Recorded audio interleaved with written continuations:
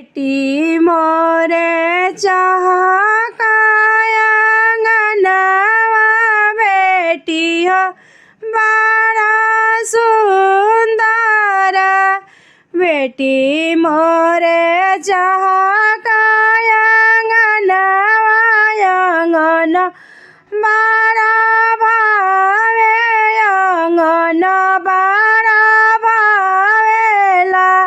बेटी ठुमका बाबा के महलिया महलिया बड़ा सभे महलिया बड़ा सभेला।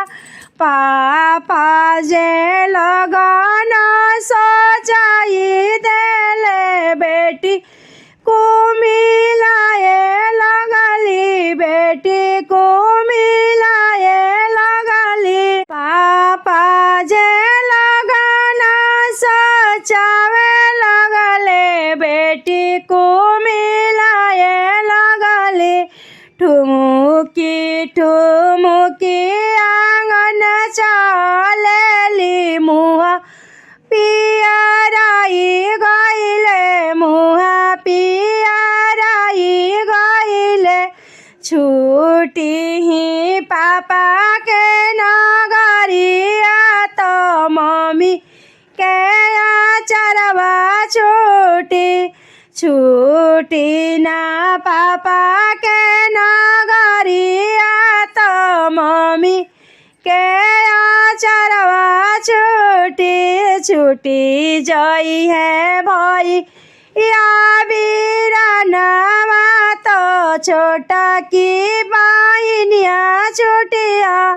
छूटी जाई है भैया बीरानवा तो छोटा की बहिनिया छूटे।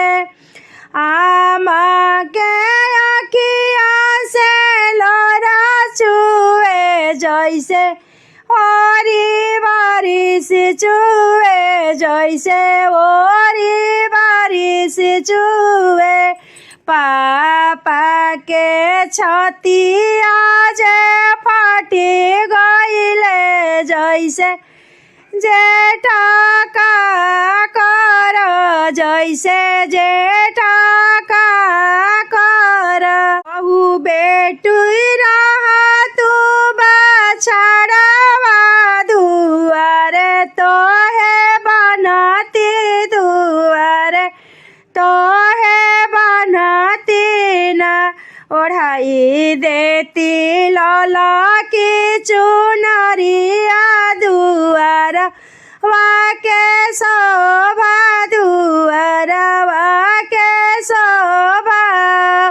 जहू बेटी रह तू हीरा मोती जहू बेटी रह तू हीरा मोती। पेटी में छुपाई रखती पेटी में छुपाई रखती।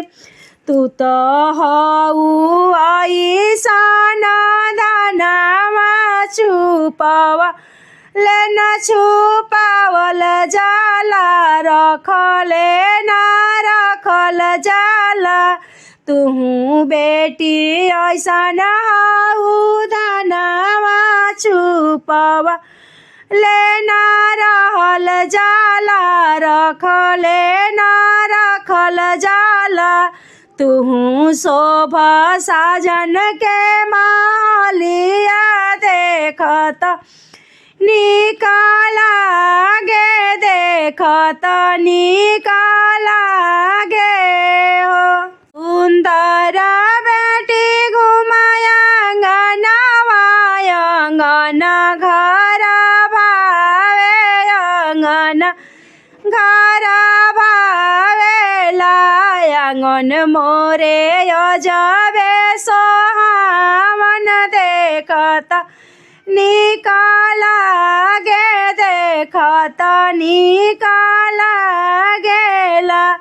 अब बेटी के भइले विदाइया अंगन मोरे बीरान भले अंगन मोरे बीरान मम्मी के कापेला चरवा तो पापा के नयन बरसे, पापा के नयन बरसे। जाताड़ी जिगर के टुकड़ा कैसे के हम रहब, कैसे के हम रहबी। तो बेटी जिगर के टुकड़ा कैसे के हम रहब, कैसे के हम